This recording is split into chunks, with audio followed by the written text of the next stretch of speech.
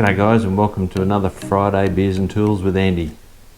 This week we're reviewing another one of Spinifex Brewery's ales that Adam, the managing director, has sent me. This week we're reviewing the Spinifex Brewery Wattle Amber Ale. I'm looking forward to this one. Alright, let's give you the blurb. Oop. It's a boy. Cheers.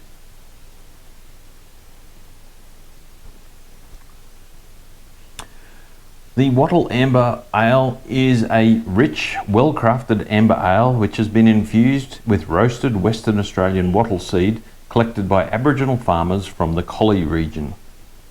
This beer has a wonderful flavour that is rich, dark with a hint of smoky caramel.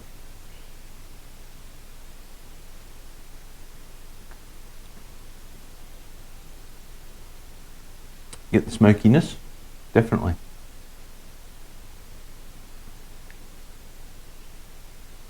That is a really nice amber ale. Not sure. I guess wattle seed is something almost all Australians know the smell of the wattle. But wattle seed?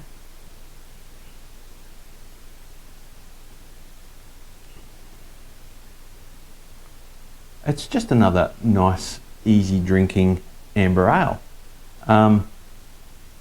Probably compared to last week's Myrtle Summer Ale, I probably prefer it slightly, but this is still a terrific beer. It is 3.5% alcohol, so therefore it's classed as a mid-range. This is 0.9 standard drinks in a 375ml stubby. Yeah, it definitely can taste the smokiness to it.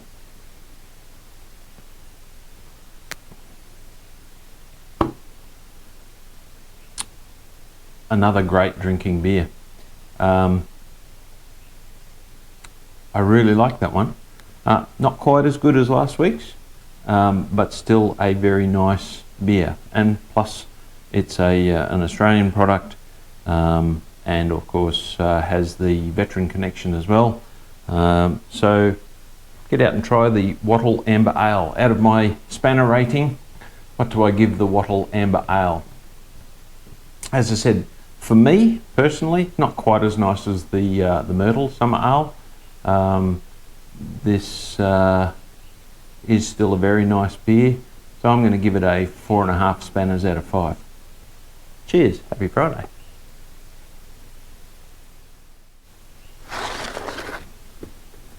Okay, this week's tool review is not actually a tool. For those that have watched my recent uploading of the Land Cruiser 200 series front brake overhaul, will see that I used a new camera in conjunction with my usual GoPro.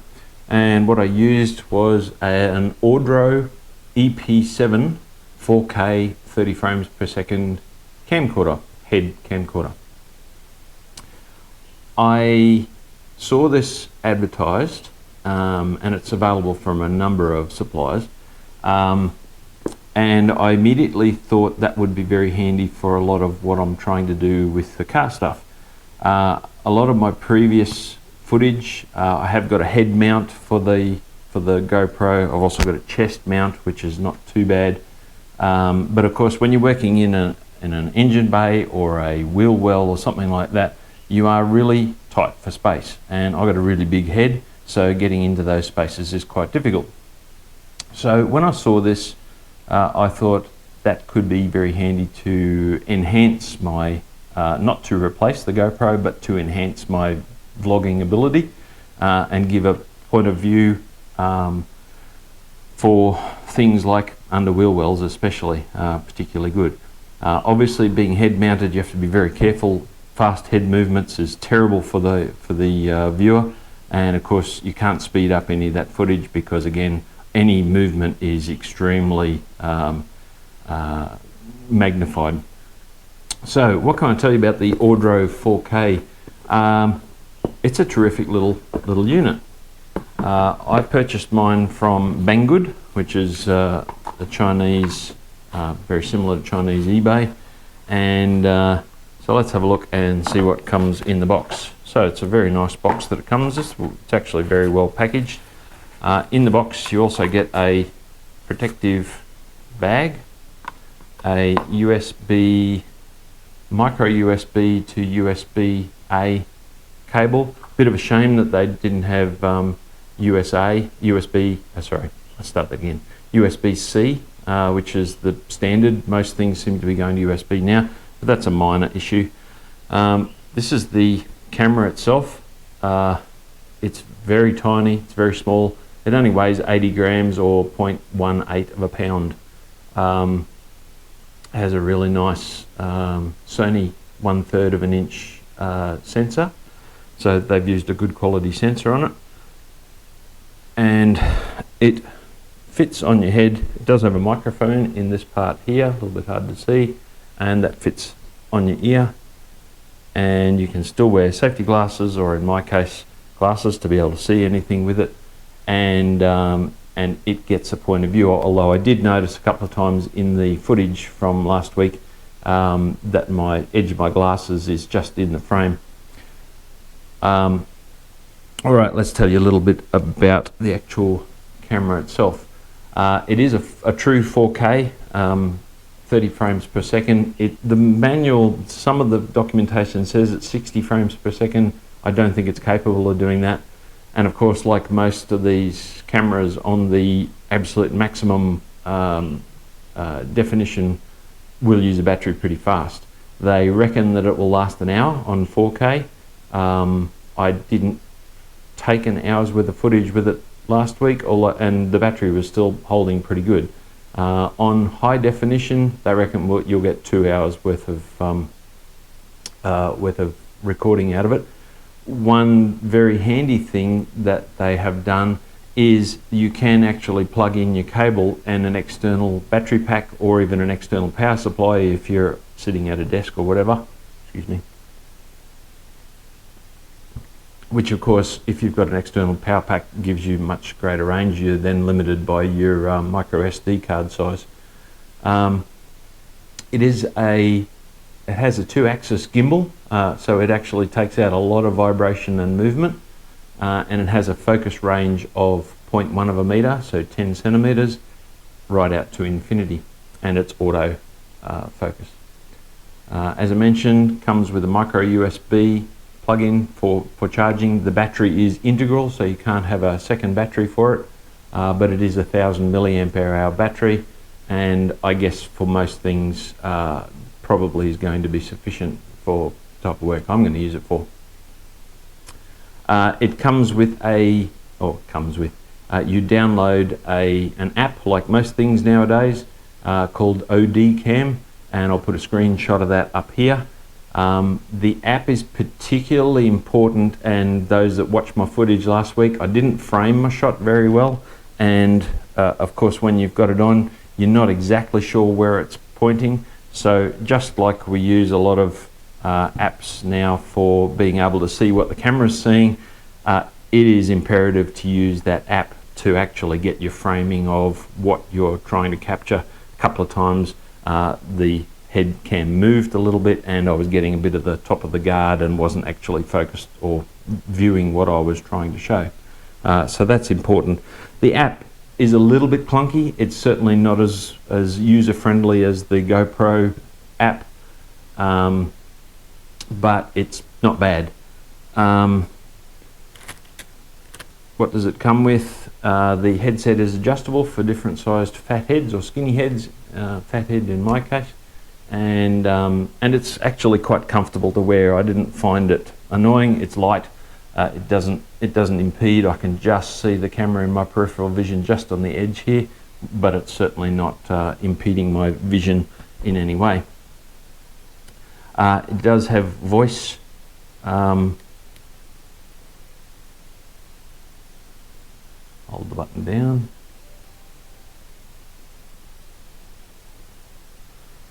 And when you actually start recording, don't know whether you'll hear that, but I'll hold it close to my microphone.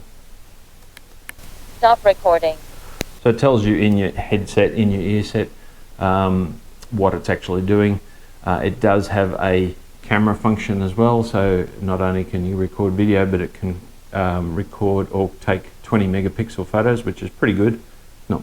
Not great compared to our modern smartphones, but still it's up there, and it's exactly going to do what I want it to do. Any negatives about it? So far, not. The limited battery size is probably a small negative, but it depends on what you're using it for. And again, you would probably want to buy an extended, this one's only about 2 feet long, extended cable to be able to plug it into an external battery pack for a longer period of time. But what a great little unit. Nicely packaged. There is a remote on, I did notice on the Amazon listing, which I didn't get with the Banggood. I think it's a bit gimmicky. I've got the remote for the GoPro as well, and I never use it because I need to frame up my shot and then use the app to do the shot or framing and control of the camera. So I don't think the remote is particularly useful. On Amazon, it's $800 and something delivered, Amazon Australia that is, which is ridiculous. I paid $230 from Banggood, Chinese. Of course, Chinese ordering from Banggood or AliExpress and things like that does take longer to come. I think it took about 4 or 5 weeks to come from China to Australia. But I didn't need it for a specific job. I just knew that it was going to be useful for my video blogging, and so far I'm impressed with it for the price. That is less than half the price of the GoPro that I'm being filmed on at the moment, which does 4K as well. And I don't shoot in 4K very often, so I probably will set this to 2K, which is more than enough detail for most things. And then let YouTube do its thing to upscale it to 4K. I'm impressed. For the price, don't pay Amazon price for it. For the price through Banggood, I'm impressed. It's a great little unit. I don't know what its longevity is going to be like. It seems well made, it seems robust, and the buttons are the push sensitive type buttons, so therefore it seems to be reasonably well water resistant, I guess you'd say. Hang on, I'll just look that up. So looking through the user manual, which is actually very good by Chinese standards, it's not English, it's actually well written. I can't see anything about water resistance. It does say do not store the product in a place with excessive dust, high temperature, low temperature, humidity or strong vibration. Do not use corrosive chemicals to clean. It's plastic. But it is a well-written and well-laid out user manual, which is rare nowadays. So they've obviously, the company in Shenzhen, China, has got their act together and paid someone to do a good review to it. It does take up to a 256 gigabyte card, which is particularly good. That's an awful lot of hours even at 4K 4K level. In the book it does say that it does 4K at 60 frames per second or 30 frames per second. I'm dubious of that. It does 2.7K at 30 frames per second only. It does full HD, which is 1920 by 1080 at 60 frames per second or 30 frames per second, so that's pretty good. And it will do high definition, which is getting down there in quality of vision, up to 120 frames per second. But yeah, it defaults to 4K 3840 by 2160 at 30 frames per second. Pretty impressive. It is compatible with both Windows XP 7, 8, 10 and also Mac OS X 10.5 and above. So, what's my assessment of the Ordro headcam, 4K headcam. Let's start with value for money. Do not pay Amazon Australia prices. Absolutely ridiculous. They need to get their act together with that. I didn't look on eBay. I might, I'll have a look, and when I'm editing, I'll put the eBay price up here. There is an EP6, the previous version, which is quite a bit cheaper, but of course it doesn't have the same quality. It certainly doesn't do 4K. Do you need 4K in most of what you're doing? Probably not. 2K is certainly enough, but for the price, buying it through Banggood, which was I think $235, again I'll put the price that I paid up here, is pretty darn good value for money. So if you buy it from a Chinese website such as Banggood or AliExpress, I think value for money is up there at 5 out of 5. If you need a headcam for point of view video work, this is going to be an excellent addition. Great for soldering, any work on a workbench where you're not moving your head around a lot, also terrific. Yeah, 5 out of 5 beers for value for money at the right price. Don't pay Amazon prices, because that's just ridiculous. It's 3-4 times, nearly 4 times the price on Amazon. Functionality, so far I'm impressed. I've only used it on the one video so far, but I intend to get a fair bit of use out of it. Like most of these things, treat them with a little bit of care and a bit of respect. Don't have them in the really dusty environments. I'm not going to be using it when I'm grinding or welding and things like that, because that'll destroy it pretty quickly, I would say. But if you look after these things, generally I'm fairly impressed with the quality nowadays. It's pretty amazing. So for functionality, I'm going to give it a 5 out of 5 beers as well. I'm impressed and happy. I look forward to bringing you a lot more footage from future projects with this little guy, in addition to the GoPro and occasionally the Samsung smartphone. Anyway, so that's my tool review. I guess it's a tool. It's a tool of the trade if you're video logging. As always, please like, share and subscribe. I look forward to hopefully bringing you some more content very soon, and cheers.